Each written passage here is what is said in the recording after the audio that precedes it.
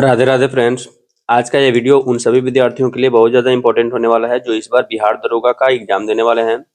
आज के इस वीडियो में हम लोग बिहार दरोगा टेस्ट सीरीज का टेस्ट नंबर 42 का डिस्कशन करने वाले हैं। इससे पहले आपका टेस्ट नंबर 1 से लेकर टेस्ट नंबर 41 तक का डिस्कशन पहले के वीडियो में करा दिया गया है। अगर आप उन सभी वीडियोज को नहीं देखे हैं तो उसका लिंक डिस्क्रिप्शन में मिलेगा आपको, और नहीं तो आप प्लेलिस्ट से भी जाकर उन सभी वीडियोज को देख सकते हैं। तो चलिए टाइम को वेस्ट न करते हुए आज का यह सेशन शुरू करते हैं। ये रहा हम लोगों का क्वेश्चन नंबर 1। इसमें क्या बोल रहा है, भारत में 2 अग्रगण्य कोयला उत्पादक राज्य कौन सा है।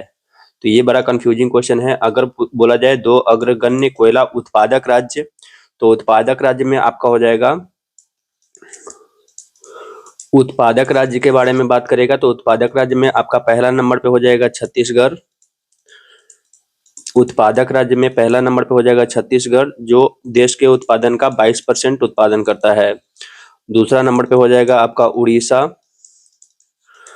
दूसरा नंबर पे हो जाएगा उड़ीसा और तीसरा नंबर पे हो जाएगा आपका झारखंड। ये हो गया आपका उत्पादक राज्य।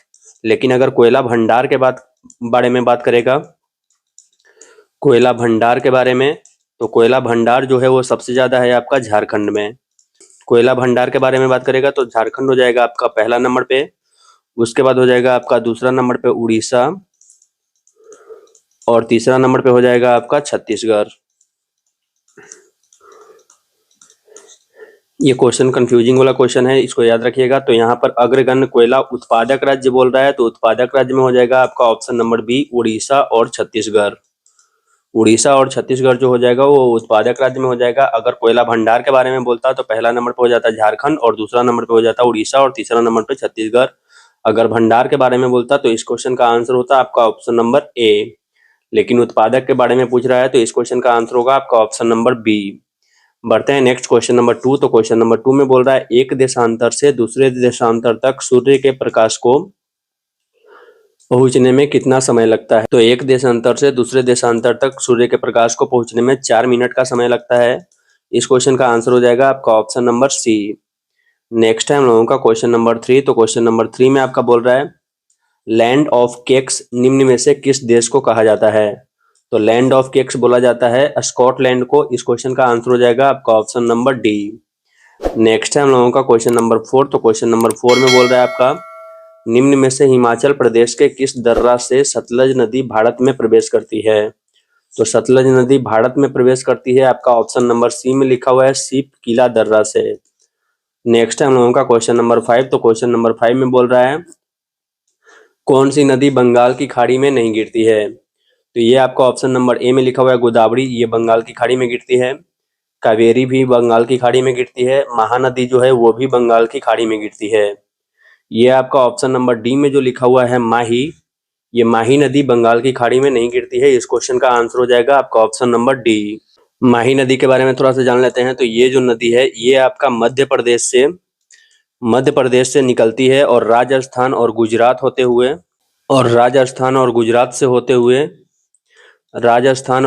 से होते हुए जाकर खंभात की खाड़ी में गिर जाती है। खंभात की खाड़ी में गिरती है माही नदी। ये खंभात की खाड़ी कहाँ है, तो ये है आपका गुजरात में।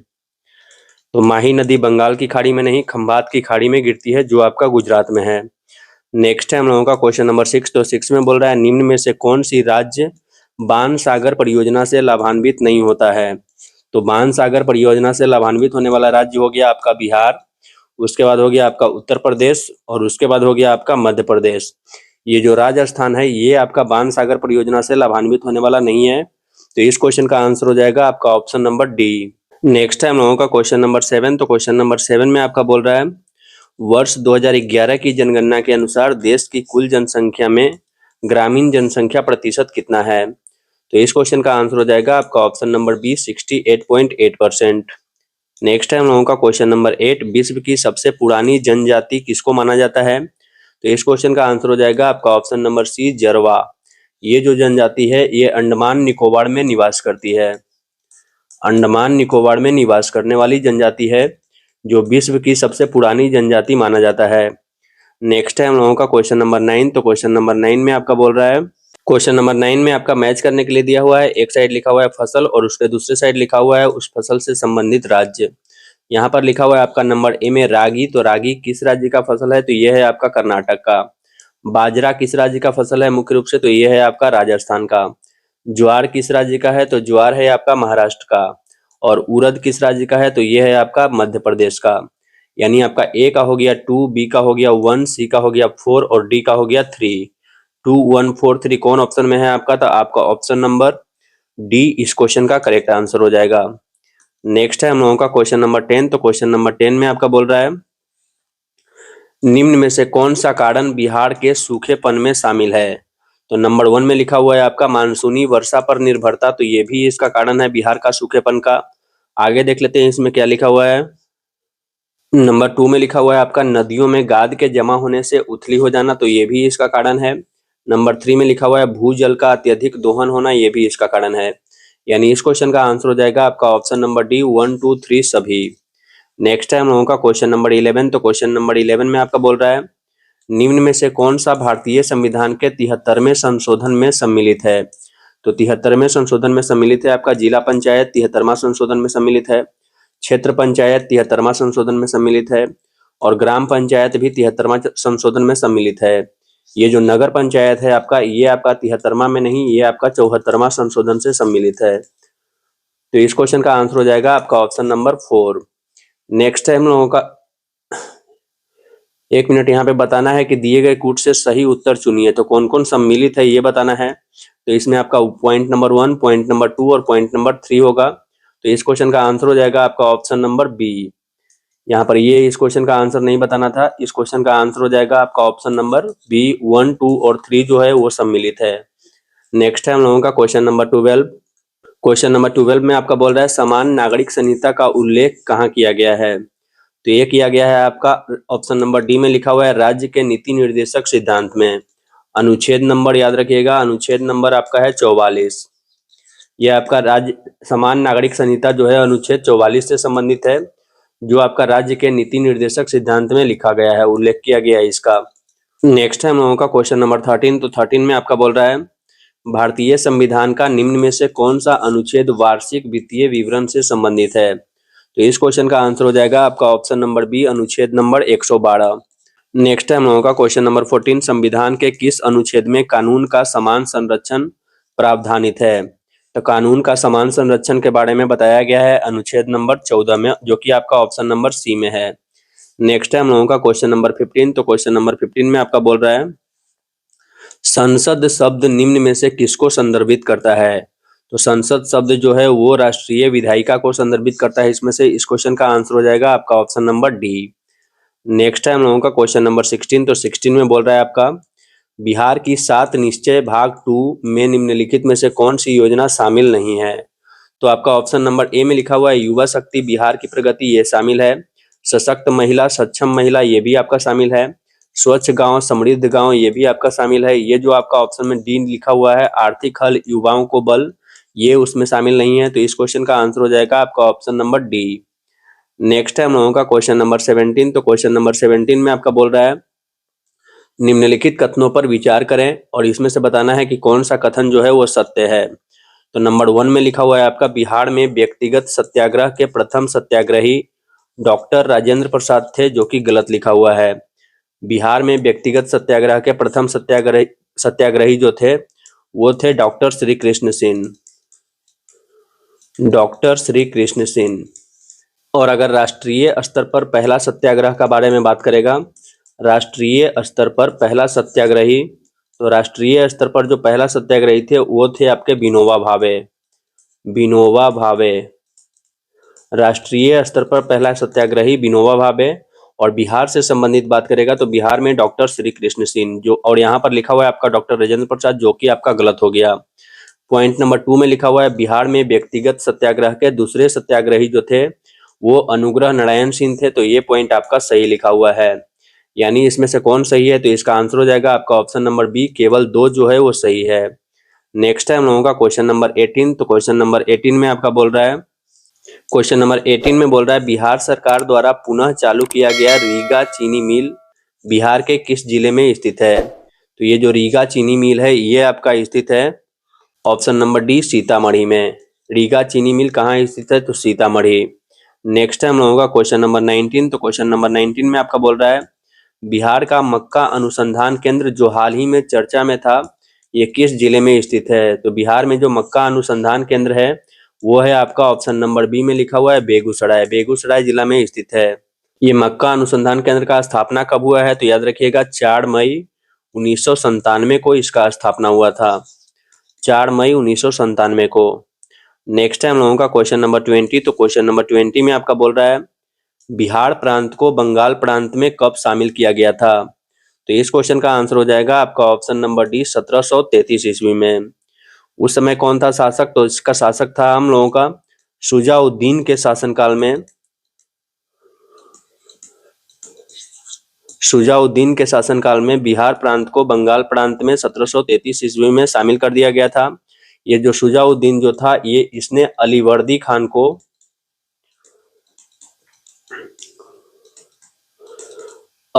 खान को बिहार का सूबेदार बनाया था। शुजाउद्दीन खान ने बिहार के अलीवर्दी खान को सूबेदार बनाया था। नेक्स्ट है हम लोगों का क्वेश्चन नंबर 21। तो क्वेश्चन नंबर 21 में बोल रहा है जब समतल दर्पणों की सहायता से किसी वस्तु के 3 प्रतिबिंब प्राप्त करने के लिए प्रतिबिंब का संख्या 3 होना चाहिए तो दर्पण के बीच कितना डिग्री का कोण होना चाहिए? तो इसको निकालते हैं 360 बटा थीटा माइनस 1। इससे जो प्रतिबिंब का संख्या निकलता है यही होता है 360 बटा थीटा माइनस 1 से निकलता है। तो यहाँ से अगर हम थीटा का वैल्यू 90 पुट करेंगे तो 360 बटा 90 माइनस 1 हो जाएगा। तो 90 में से 360 कट जाएगा 4 बार में, तो 4 में से 1 घटेगा तो बचेगा आपका 3, यानी 3 प्रतिबिंब प्राप्त हो जाएगा। यानी कोण का वैल्यू कितना होना चाहिए? तो आपका आंसर होगा 90 डिग्री, जो कि आपका ऑप्शन नंबर सी में लिखा हुआ है। नेक्स्ट है हम लोगों का क्वेश्चन नंबर 22। इसमें बोल रहा है आपस में जुड़ी 2 आवेशित वस्तुओं के बीच विद्युत धारा नहीं प्रवाहित होगा। कब नहीं प्रवाहित होगा ये बताना है। आपका ऑप्शन लिखा हुआ है समान धारिता पर इस कंडीशन में प्रवाहित हो सकता है, समान आवेश पर इस कंडीशन में भी प्रवाहित होगा, समान विभव पर प्रवाहित नहीं होगा, क्योंकि विद्युत धारा जो होता है वो उच्च विभव से निम्न विभव की ओर प्रवाहित होता है। उच्च विभव से निम्न विभव की ओर प्रवाहित होता है विद्युत धारा, और अगर विभव ही समान हो जाएगा तो फिर उसमें विद्युत धारा प्रवाहित नहीं होगा। यानी इस क्वेश्चन का आंसर हो जाएगा आपका ऑप्शन नंबर सी। नेक्स्ट है हम लोगों का क्वेश्चन नंबर 23। तो 23 में आपका बोल रहा है चुंबक निम्नलिखित गृह उपकरणों में से किसका अति आवश्यक भाग है? तो कॉल बेल में भी चुंबक होता है, पंखा में भी चुंबक होता है, वॉशिंग मशीन में भी आपका चुंबक होता है। यानी इस क्वेश्चन का आंसर हो जाएगा आपका ऑप्शन नंबर डी उपयुक्त सभी। नेक्स्ट है हम लोगों का क्वेश्चन नंबर 24। तो 24 में बोल रहा है जब टीवी का स्विच ऑन किया जाता है तो क्या होता है? ऑप्शन नंबर ए में लिखा हुआ है श्रव्य और दृश्य दोनों एक साथ शुरू होते हैं। ऐसा नहीं है, श्रव्य का स्पीड जो होता है और दृश्य का स्पीड जो होता है ये दोनों अलग अलग होता है। दृश्य का स्पीड ज्यादा होता है और श्रव्य का स्पीड कम होता है। श्रव्य तुरंत सुनाई देता है लेकिन दृश्य बाद में दिखाई देता है। ये उल्टा लिखा हुआ है, दृश्य पहले दिखाई देगा और श्रव्य बाद में सुनाई देगा। दृश्य तुरंत प्रारंभ हो जाता है लेकिन श्रव्य बाद में सुनाई देता है। ये इस क्वेश्चन का करेक्ट आंसर होगा। क्यों? क्योंकि ध्वनि जो होता है वो प्रकाश की अपेक्षा कम वेग से चलती है। प्रकाश का चाल जो होता है वो होता है आपका 3 लाख किलोमीटर पर सेकेंड, 3 लाख किलोमीटर पर सेकेंड, और ध्वनि का जो चाल होता है वो होता है आपका 332 मीटर पर सेकेंड। तो ये दोनों के चाल में काफी ज्यादा अंतर होता है, जिसकी वजह से दृश्य तुरंत प्रारंभ हो जाएगा और श्रव्य जो है वो बाद में सुनाई देगा। नेक्स्ट है हम लोगों का क्वेश्चन नंबर 25। तो 25 में आपका बोल रहा है सौर ऊर्जा को विद्युत ऊर्जा में किसके द्वारा परिवर्तित किया जाता है? तो इस क्वेश्चन का आंसर हो जाएगा आपका option number C photovoltaic cell के द्वारा सौर ऊर्जा को विद्युत ऊर्जा में परिवर्तित किया जाता है। नेक्स्ट है हम लोगों का क्वेश्चन नंबर 26। नंबर 26 आपका रीजनिंग से रिलेटेड क्वेश्चन है, तो इस क्वेश्चन का आंसर हो जाएगा आपका ऑप्शन नंबर ए। बढ़ते हैं next question number 27। Question number 27 में आपका बोल रहा है भारत में खोजा गया सबसे पहला पुराना शहर कौन सा था?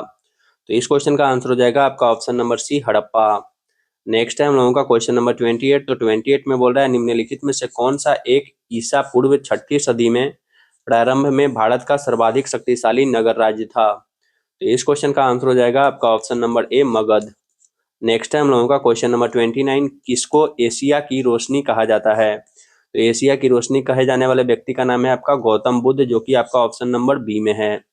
नेक्स्ट है हम लोगों का क्वेश्चन नंबर 30। तो 30 में आपका हिंदी से रिलेटेड क्वेश्चन है इसमें शुद्ध वाक्य को पहचानना है, तो इस क्वेश्चन का आंसर हो जाएगा आपका ऑप्शन नंबर ए, अनेक लोग वहां उपस्थित थे। आपका ऑप्शन नंबर बी जो लिखा हुआ है वो गलत है, सी जो लिखा हुआ है वो भी गलत है, डी में जो लिखा हुआ है वो भी गलत है। आंसर होगा इसका ऑप्शन नंबर ए। नेक्स्ट है हम लोगों का क्वेश्चन नंबर 31। तो 31 में बोल रहा है आपका ट्राइटियम में प्रोटॉन और न्यूट्रॉन की संख्या कितनी होती है। तो प्रोटॉन की संख्या होता है आपका 1 और न्यूट्रॉन की संख्या होता है आपका 2। तो 1 प्रोटॉन और 2 न्यूट्रॉन किस ऑप्शन में है, तो आपका ऑप्शन नंबर बी इस क्वेश्चन का करेक्ट आंसर होगा।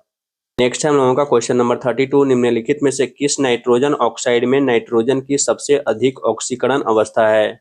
तो इस क्वेश्चन का आंसर हो जाएगा आपका इसमें से option number A N2O5। Next है हम लोगों का क्वेश्चन नंबर 33। तो 33 में आपका बोल रहा है सभी गैसें शून्य आयतन प्राप्त करते हैं जब तापक्रम कितना होगा। तो इसका आंसर होगा, जब तापक्रम सेल्सियस में बताना हो तो सेल्सियस में होगा आपका -273.15 डिग्री सेल्सियस, और अगर केल्विन में बात करेगा तो केल्विन में 0 केल्विन। तो यहाँ पर आपका बताना है सेल्सियस में, जो आपका ऑप्शन नंबर सी इस क्वेश्चन का करेक्ट आंसर होगा। अगर केल्विन में बताना होता तो 0 केल्विन। नेक्स्ट है हम लोगों का क्वेश्चन नंबर 34। निम्नलिखित में से किसे अनबुझा चूना कहते हैं। तो अनबुझा चूना का सूत्र होता है आपका कैल्शियम ऑक्साइड CaO, ये उसका सूत्र होता है और इसका रासायनिक नाम होता है calcium oxide, calcium oxide. Next है हम लोगों का क्वेश्चन नंबर 35। तो 35 में आपका बोल रहा है एक टूटी अस्थि को सही स्थान पर जमा कर रखने के लिए एक सफेद पदार्थ का पानी में मिलाकर बनाया गया पेस्ट प्रयुक्त किया जाता है। इस सफेद पदार्थ को क्या कहते हैं। तो उसको बोला जाता है प्लास्टर ऑफ पेरिस, जो कि आपका ऑप्शन नंबर डी में है।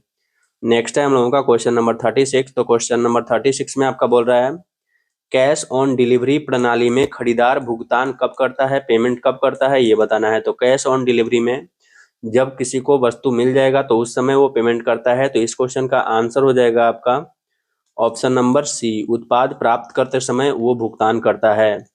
नेक्स्ट है हम लोगों का क्वेश्चन नंबर 37। तो 37 में आपका बोल रहा है ई कॉमर्स में बाय नाउ का बटन का क्या कार्य है। तो बाय नाउ मतलब होता है अभी खरीदें यानी तुरंत उत्पाद खरीदना। इस क्वेश्चन का आंसर हो जाएगा आपका ऑप्शन नंबर बी। नेक्स्ट है हम लोगों का क्वेश्चन नंबर 38। क्वेश्चन नंबर 38 में आपका बोल रहा है भारत में मौद्रिक नीति समिति का मुख्य उद्देश्य क्या है। तो इस क्वेश्चन का आंसर हो जाएगा आपका ऑप्शन नंबर सी, मूल्य स्थिरता बनाए रखते हुए विकास को बढ़ावा देना इसका मुख्य उद्देश्य है। नेक्स्ट है हम लोगों का क्वेश्चन नंबर 40, क्रेडिट कार्ड क्या है। तो इस क्वेश्चन का आंसर हो जाएगा आपका क्रेडिट कार्ड जो होता है वो आपको एक कार्ड होता है जो उधार देता है, पैसा उधार लेने की अनुमति देता है। इस क्वेश्चन का आंसर हो जाएगा आपका ऑप्शन नंबर बी, एक कार्ड जो आपको एक निश्चित सीमा तक उधार लेने की अनुमति देता है, उसको बोलते हैं क्रेडिट कार्ड। इस क्वेश्चन का आंसर हो जाएगा आपका ऑप्शन नंबर बी। नेक्स्ट है हम लोगों का क्वेश्चन नंबर 41। तो 41 में आपका बोल रहा है अबू धाबी में स्थित BAPS हिंदू मंदिर का निर्माण जो हुआ है वो किस शैली में हुआ है। तो इस क्वेश्चन का आंसर हो जाएगा आपका ऑप्शन नंबर ए, नागर शैली में।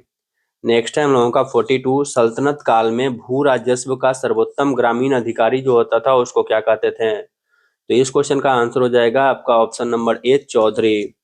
नेक्स्ट है हम लोगों का क्वेश्चन नंबर 43। तो 43 में आपका बोल रहा है प्रसिद्ध विरूपाक्ष मंदिर जो है वो कहाँ स्थित है। तो ये आपका कर्नाटक के हम्पी में स्थित है, कर्नाटक के हम्पी में स्थित है। इस क्वेश्चन का आंसर हो जाएगा आपका ऑप्शन नंबर सी। हम्पी में कहाँ स्थित है, तो याद रखिएगा तुंगभद्रा नदी के तट पर, तुंगभद्रा नदी के तट पर स्थित है ये मंदिर। नेक्स्ट है हम लोगों का क्वेश्चन नंबर 44। तो 44 में आपका बोल रहा है निम्न में से कौन लखनऊ घराना से संबंधित है। तो इस क्वेश्चन का आंसर हो जाएगा आपका ऑप्शन नंबर ए, लच्छू महाराज। ये आपके बनारस घराना से भी संबंधित हैं और लखनऊ घराना से भी संबंधित हैं। बनारस घराना से पूछा जाता तो भी इसका आंसर होता लच्छू महाराज, और लखनऊ घराना से इसमें से ऑप्शन होगा लच्छू महाराज। नेक्स्ट है हम लोगों का क्वेश्चन नंबर 45 जो कि आपका रीजनिंग से रिलेटेड क्वेश्चन है। इसमें बोल रहा है नीचे दिए गए में लुप्त पद ज्ञात करें, यानी यहाँ पर क्या होगा ये बताना है। इसमें देखेंगे तो 50 और 31 को जब हम ऐड करेंगे तो ये हो जाएगा हम लोगों का 81। इसमें जब ऐड करेंगे तो ये हो जाएगा हम लोगों का 63। इसमें जब ऐड करेंगे तो ये हो जाएगा हम लोगों का 54। अब यहाँ 81 से 9 हो गया, यानी 9 से डिवाइड लगाया गया है, और यहाँ भी 9 से डिवाइड लगाया गया है। तो यहाँ 54 में जब 9 से डिवाइड लगाएंगे तो हम लोगों को कितना होगा, तो ये हो जाएगा हम लोगों का 6, जो कि आपका ऑप्शन नंबर ए में है। नेक्स्ट है हम लोगों का क्वेश्चन नंबर 46। तो 46 में आपका बोल रहा है, यदि किसी महीने के तीसरे शनिवार को 15 तारीख है तो उस महीने के चौथे बुधवार को क्या तारीख होगा। तो तीसरे शनिवार को जब 15 तारीख है तो चौथे शनिवार को होगा आपका 22 तारीख। चौथे शनिवार को 22 तारीख होगा, तो चौथा शनिवार को जब 22 हो गया तो चौथा बुधवार को कितना तारीख होगा, तो ये हो जाएगा आपका ऑप्शन नंबर बी 26 तारीख। नेक्स्ट है हम लोगों का क्वेश्चन नंबर 47। तो 47 में आपका बोल रहा है, fill in the blanks fill up करना है। By the time he arrived the movie already, यहाँ पर क्या फिलअप होगा ये बताना है। तो इस क्वेश्चन का आंसर हो जाएगा आपका option number she had started. यहाँ पर होगा आपका हैड स्टार्टेड। नेक्स्ट है हम लोगों का क्वेश्चन नंबर 48। तो 48 में आपका बोल रहा है, केरल के राजा मार्तंड वर्मा के बारे में निम्नलिखित में से कौन सा कथन एक सत्य नहीं है। सत्य नहीं है ये बताना है। इसमें आपका लिखा हुआ है आपका उसने त्रावणकोर पर शासन किया, तो ये सही है। बी में लिखा हुआ है उसने सामंतों का दमन किया, तो ये भी आपका सही है। सी में लिखा हुआ है उसने शांति बनाए रखने के लिए यूरोपीय अधिकारियों को भारी रिश्वतें दी, तो ऐसा कुछ नहीं हुआ था, रिश्वत नहीं दिए थे वो। ये पॉइंट आपका गलत हो गया, यानी इस क्वेश्चन का आंसर हो जाएगा आपका ऑप्शन नंबर सी।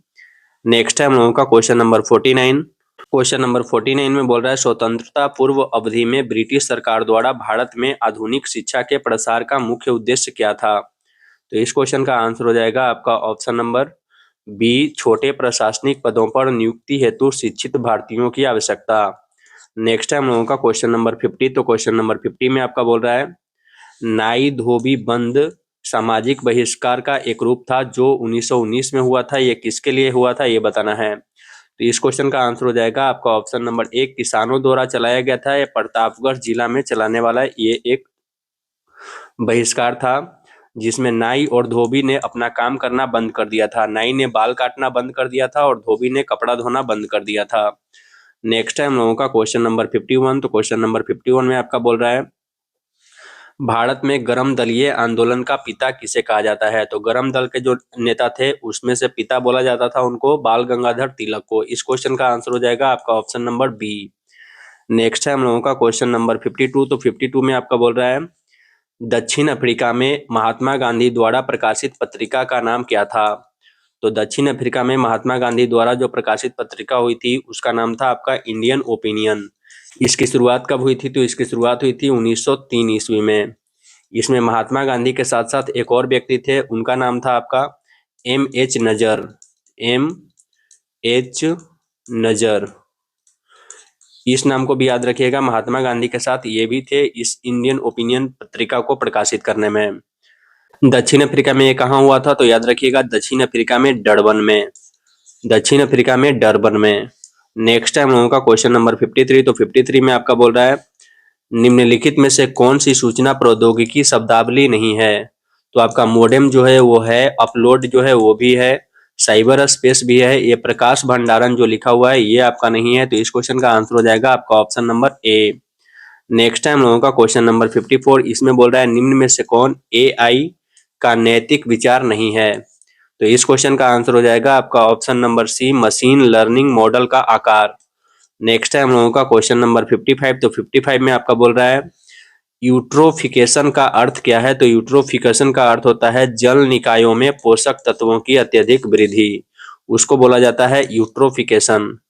नेक्स्ट है हम लोगों का क्वेश्चन नंबर 56। तो क्वेश्चन नंबर 56 में बोल रहा है, यदि एक जीवाणु कोशिका प्रति 20 मिनटों में विभाजित होती है तो 2 घंटे में कितने जीवाणु बनेंगे। पर 20 मिनट में वो विभाजित हो रहा है, तो 2 घंटा में वो कितना बार विभाजित होगा, तो 2 घंटा में विभाजित होगा आपका 6 बार। 2 घंटा में विभाजित होगा 6 बार। और पहला बार विभाजित होगा तो 1 से बनेगा 2, दूसरा बार विभाजित होगा तो इसका 2 से दोगुना हो जाएगा ये 4, तीसरा बार विभाजित होगा तो 4 से हो जाएगा 8, चौथा बार विभाजित होगा तो 8 से हो जाएगा 16, और पांचवा बार विभाजित हो जाएगा तो 16 से हो जाएगा 32, और छठा बार जब होगा तो 32 से 64। यानी इस क्वेश्चन का आंसर हो जाएगा आपका ऑप्शन नंबर डी। नेक्स्ट है हम लोगों का क्वेश्चन नंबर 57। निम्नलिखित में से कौन सा हरा शैवाल है। तो इस क्वेश्चन का आंसर हो जाएगा आपका ऑप्शन नंबर ए क्लोरोफाइसी जो है वो हरा शैवाल है।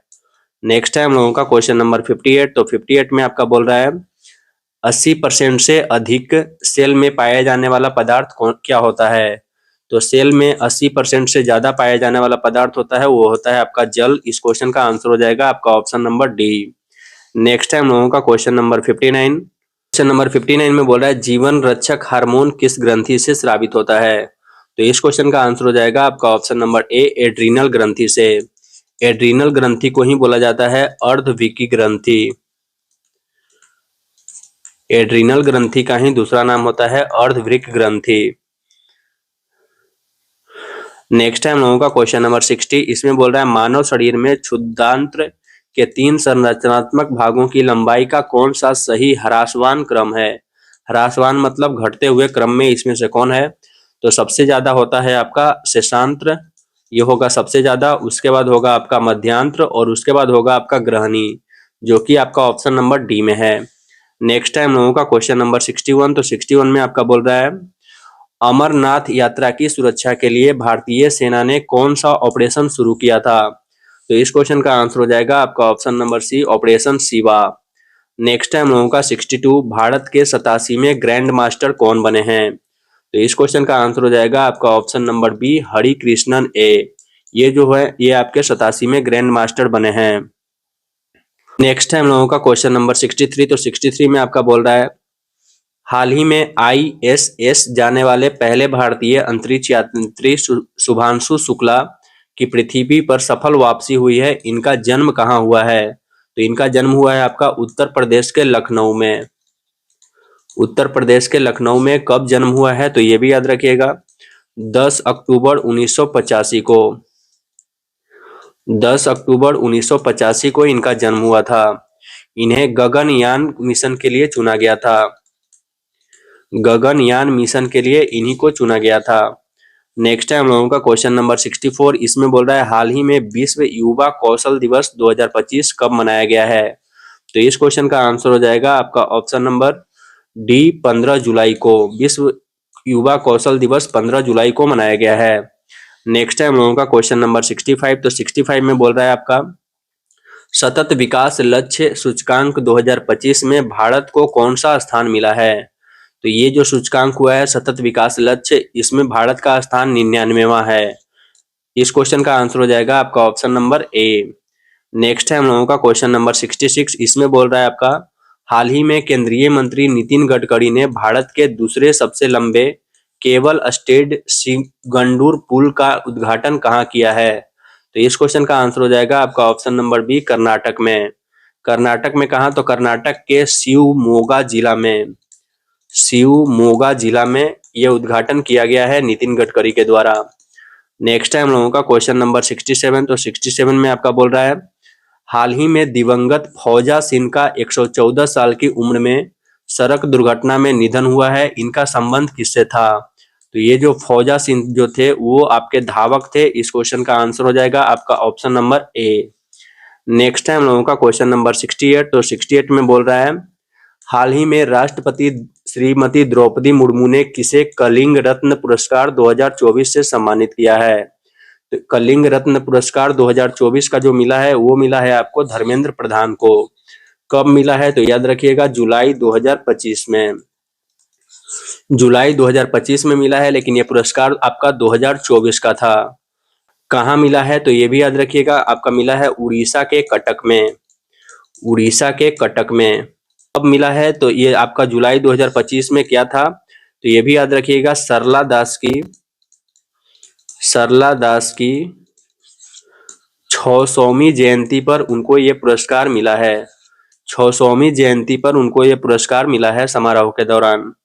नेक्स्ट है हम लोगों का क्वेश्चन नंबर 69। तो 69 में आपका बोल रहा है हाल ही में DRDO ने भारत में निर्मित पहला किफायती उन्नत कार्बन फाइबर फुट प्रोस्थेसिस का अनावरण कहाँ किया है। तो इस क्वेश्चन का आंसर हो जाएगा आपका ऑप्शन नंबर बी एम्स बीबी नगर तेलंगाना में। नेक्स्ट है हम लोगों का क्वेश्चन नंबर 70। क्वेश्चन नंबर 70 में आपका बोल रहा है हाल ही में भारतीय सेना ने प्रचंड शक्ति नामक सैन्य अभ्यास का आयोजन कहाँ किया है। तो ये प्रचंड शक्ति अभ्यास किया गया है आपका यूपी के मेरठ में, उत्तर प्रदेश के मेरठ में। इस क्वेश्चन का आंसर हो जाएगा आपका ऑप्शन नंबर सी। नेक्स्ट है हम लोगों का क्वेश्चन नंबर 71। इसमें बोल रहा है कौन सा अंग्रेजी का अक्षर वाई के विपरीत है। यहाँ इसमें से देख के बताना है कि वाई के विपरीत कौन सा अक्षर है। तो यहाँ से देखिएगा इस फिगर में, तो y के साइड में है आपका O और y के साइड में इधर से है आपका V, यानी y के अपोजिट में यहाँ से O नहीं हो सकता, और कौन नहीं हो सकता, तो B नहीं हो सकता, तो O नहीं हो सकता है और B नहीं हो सकता है। यहाँ से देखेंगे तो इधर से साइड में है B और इधर से साइड में है आपका R, तो B तो लिखा हुआ है आपका, R भी नहीं हो सकता y का अपोजिट, तो R भी नहीं हो सकता। और यहाँ से देखेंगे तो y के अपोजिट में आप साइड में लिखा हुआ है आपका P, तो P भी अपोजिट नहीं हो सकता, और इधर से लिखा हुआ है आपका R, तो R तो हो गया। अब यहाँ से जब देखेंगे तो ये सब जो वर्ड लिखा हुआ है, लेटर जो लिखा हुआ है, ये y के अपोजिट में नहीं हो सकता, तो इसको छोड़ के आपका कौन बच गया, O B R P को छोड़ के कौन बचा, तो O B R और P को छोड़ के आपका बचा V, यानी इस क्वेश्चन का आंसर हो जाएगा आपका ऑप्शन नंबर ए V होगा अपोजिट में। नेक्स्ट है हम लोगों का क्वेश्चन नंबर 72, इसमें भी आपका रीजनिंग से रिलेटेड क्वेश्चन है, तो इस क्वेश्चन का आंसर बता देते हैं, आप लोग खुद से इसको सोल्व कर लीजिएगा। तो इस क्वेश्चन का आंसर होगा आपका ऑप्शन नंबर सी। नेक्स्ट है हम लोगों का 73, तो 73 में बोल रहा है हिंदी से रिलेटेड क्वेश्चन है, बनी इसमें जो है कौन सा शब्द अलंकार है ये बताना है, तो इस क्वेश्चन का आंसर हो जाएगा आपका ऑप्शन नंबर सी श्लेष अलंकार। नेक्स्ट है हम लोगों का क्वेश्चन नंबर 74, इसमें बताना है आपका कि कौन सा स्पेलिंग सही लिखा हुआ है, करेक्ट लिखा हुआ है ये बताना है, तो इसमें आपका अलॉटमेंट का स्पेलिंग गलत है, प्रोहिबिशन PROHIBITION ये सही लिखा हुआ है, इस क्वेश्चन का आंसर हो जाएगा आपका ऑप्शन नंबर बी। नेक्स्ट है हम लोगों का क्वेश्चन नंबर 75, वस्तु की मात्रा बदलने पर क्या अपरिवर्तित रहेगा ये बताना है, तो वस्तु की मात्रा बदलने पर घनत्व जो होता है वो आपका अपरिवर्तित रहेगा, आयतन बदल जाएगा, भार भी बदल जाएगा और द्रव्यमान भी आपका बदल जाएगा, तो इस क्वेश्चन का आंसर हो जाएगा आपका ऑप्शन नंबर ए। नेक्स्ट है हम लोगों का 76, बिहार के कितने जिले उत्तर प्रदेश के साथ अपनी सीमा साझा करता है, तो बिहार का 8 जिला जो है वो उत्तर प्रदेश के साथ अपनी सीमा साझा करता है। और अगर क्वेश्चन में पूछा जाए कि उत्तर प्रदेश का कितना जिला बिहार के साथ साझा करता है सीमा, तो उत्तर प्रदेश का 7 जिला ऐसा है जो आपका बिहार की सीमा से साझा करता है। तो यहाँ पूछ रहा है बिहार का कितना जिला, तो इस क्वेश्चन का आंसर होगा आपका ऑप्शन नंबर सी।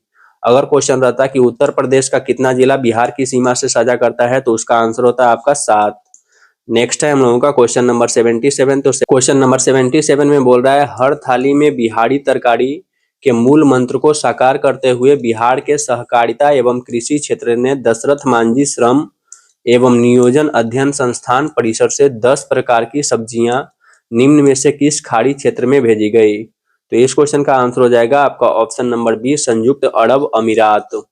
नेक्स्ट है हम लोगों का क्वेश्चन नंबर 78, तो 78 में आपका बोल रहा है हाल ही में राष्ट्रीय सांख्यिकी और कार्यक्रम कार्यान्वयन मंत्रालय द्वारा प्रधानमंत्री मुद्रा योजना के तहत खाता खोलने में बिहार का स्थान कौन सा है, तो इस क्वेश्चन का आंसर हो जाएगा आपका ऑप्शन नंबर बी दूसरा।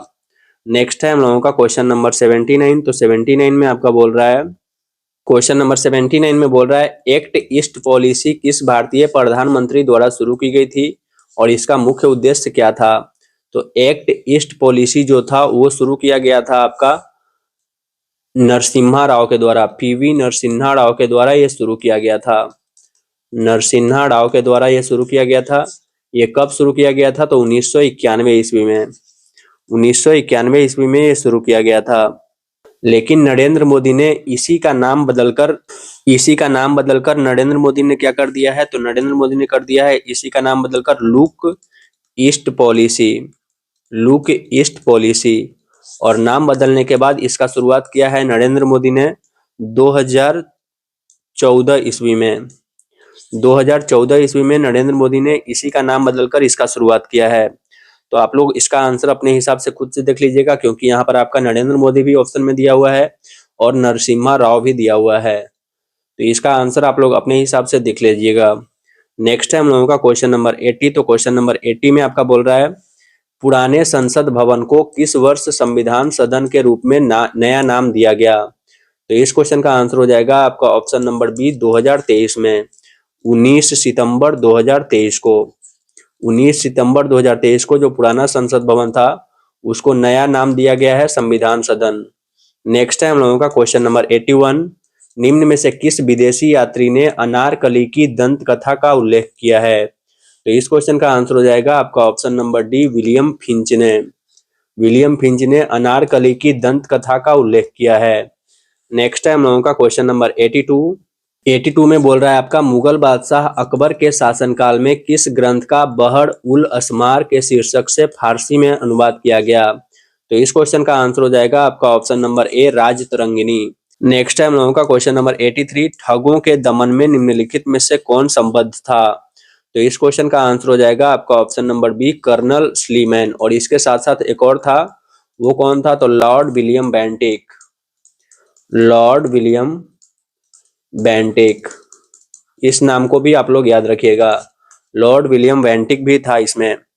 नेक्स्ट है हम लोगों का क्वेश्चन नंबर 84। तो 84 में आपका बोल रहा है सर टॉमस मुनरो किस भू राजस्व बंदोबस्त से संबंधित है? तो इस क्वेश्चन का आंसर हो जाएगा आपका ऑप्शन नंबर सी रैयतवाड़ी बंदोबस्त से।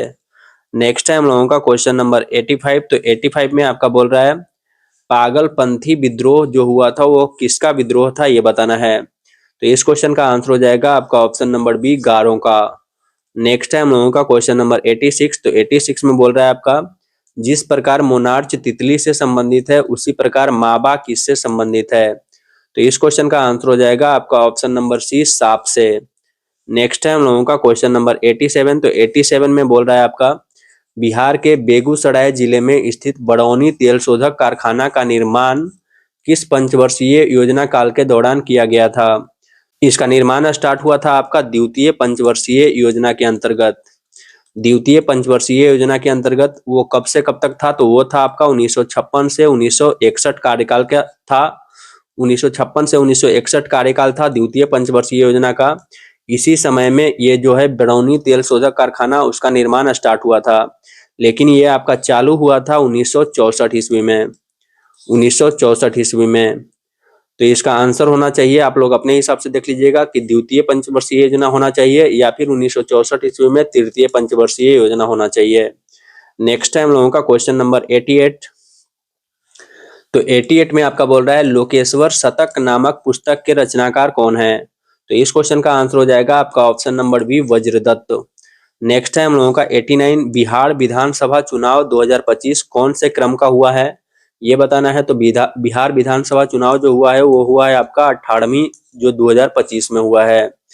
नेक्स्ट है हम लोगों का क्वेश्चन नंबर 90। तो 90 में आपका बोल रहा है ध्वनि का तारतम्य किस पर निर्भर करता है? तो ध्वनि का जो तारतम्य होता है वो आपका आवृत्ति फ्रीक्वेंसी पर निर्भर करता है।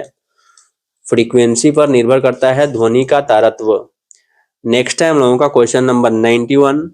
क्वेश्चन नंबर 91 में बोल रहा है मानव आंख में रंग का पता लगाने वाली कोशिकाएं जो होती है वो कौन सी होती है? तो रंग का पता लगाने वाला जो कोशिका होता है वो आपका शंकु कोशिका होता है। इस क्वेश्चन का आंसर हो जाएगा आपका ऑप्शन नंबर डी। नेक्स्ट है हम लोगों का क्वेश्चन नंबर 92। इसमें बोल रहा है शेर ए कश्मीर कृषि विज्ञान एवं प्रौद्योगिकी विश्वविद्यालय के शोधकर्ताओं द्वारा भारत की पहली जीन संपादित कौन है? तो इस क्वेश्चन का आंसर होगा आपका ऑप्शन नंबर ए भेर। नेक्स्ट है हम लोगों का क्वेश्चन नंबर 93। तो 93 में बोल रहा है आपका लाल रंग का पूरक रंग कौन सा होता है? तो लाल रंग का पूरक होता है आपका हरा, ऑप्शन नंबर ए। नेक्स्ट है हम लोगों का 94, वर्तमान में जुलाई 2025 तक भारत में नवरत्न कंपनियों की कुल संख्या कितनी है? तो इसका नवरत्न का कुल संख्या हो गया है आपका 27, जो कि आपका ऑप्शन में नहीं है। तो नेक्स्ट है हम लोगों का क्वेश्चन नंबर 95। तो 95 में बोल रहा है आपका खाद्य पदार्थों में वसा और तेल के ऑक्सीकरण को रोकने के लिए क्या मिलाया जाता है? तो इस क्वेश्चन का आंसर हो जाएगा आपका ऑप्शन नंबर डी प्रति ऑक्सीकारक। नेक्स्ट है हम लोगों का क्वेश्चन नंबर 96। तो क्वेश्चन नंबर 96 में बोल रहा है पॉलीथीन जो होता है वो किसका बहुलक है? तो इस क्वेश्चन का आंसर हो जाएगा आपका ऑप्शन नंबर बी एथीन बोलिए, या इसी को एथिलीन भी बोला जाता है। एथीन या फिर एथिलीन का बहुलक है। नेक्स्ट है हम लोगों का क्वेश्चन नंबर 97। तो 97 में आपका बोल रहा है यूनिलीवर ने वर्ष 2020 में फेयर एंड लवली ब्रांड का नाम बदलकर क्या रख दिया है? तो इस क्वेश्चन का आंसर हो जाएगा आपका option number A glow and lovely. Next है हम लोगों का क्वेश्चन नंबर 98। तो 98 में आपका बोल रहा है यूपीआई का फुल फॉर्म बताना है। तो यूपीआई का फुल फॉर्म हो जाएगा आपका यूनिफाइड पेमेंट इंटरफेस, जो कि आपका ऑप्शन नंबर ए में है। नेक्स्ट है हम लोगों का क्वेश्चन नंबर 99। तो क्वेश्चन नंबर 99 में बोल रहा है निम्न में से कौन सुमेलित नहीं है? एक साइड लिखा हुआ है आपका बुक का नाम और उसके दूसरे साइड लिखा हुआ है आपका उसका लेखक का नाम। तो नंबर ए में लिखा हुआ है आपका वेल्थ ऑफ नेशंस, इसके लेखक कौन है? तो एडम स्मिथ है, ये आपका सही है। बी में लिखा हुआ है आपका हाउ टू पे फॉर व्हाट, इसके लेखक कौन है? तो किन्स, ये भी आपका सही है। सी में लिखा हुआ है आपका प्रिंसिपल ऑफ इकोनॉमिक्स, इसके लेखक कौन है? तो अल्फ्रेड मार्शल, ये भी आपका सही है। डी में लिखा हुआ है आपका फाउंडेशन ऑफ इकोनॉमिक एनालिसिस, इसके कार्ल मार्क्स लिखा हुआ है, जो कि आपका गलत है। इसके लेखक का नाम है पॉल ए सैमुअल्सन। इसके लेखक का नाम है आपका पॉल ए सैमुअल्सन, जो कि यहाँ पर कार्ल मार्क्स लिखा हुआ है, जो कि आपका गलत है। यानी इस क्वेश्चन का आंसर हो जाएगा आपका ऑप्शन नंबर डी। नेक्स्ट है हम लोगों का क्वेश्चन नंबर 100। तो क्वेश्चन नंबर 100 में बोल रहा है एक अर्थव्यवस्था में सीमांत उपभोग प्रवृत्ति एमपीसी 0.8 है। यदि निवेश में 200 करोड़ रुपए की वृद्धि होती है तो आय में कुल कितना परिवर्तन होगा? तो इस क्वेश्चन का आंसर हो जाएगा आपका ऑप्शन नंबर बी, 1000 करोड़ रुपया। इस तरह से हम लोगों का आज का यह सेशन कंप्लीट होता है। आशा करते हैं कि आप लोगों को मेरा ये वीडियो अच्छा लगा होगा। अगर अच्छा लगा हो तो प्लीज चैनल को सब्सक्राइब तथा वीडियो को लाइक, शेयर तथा हाइप जरूर कर दें। धन्यवाद। राधे राधे।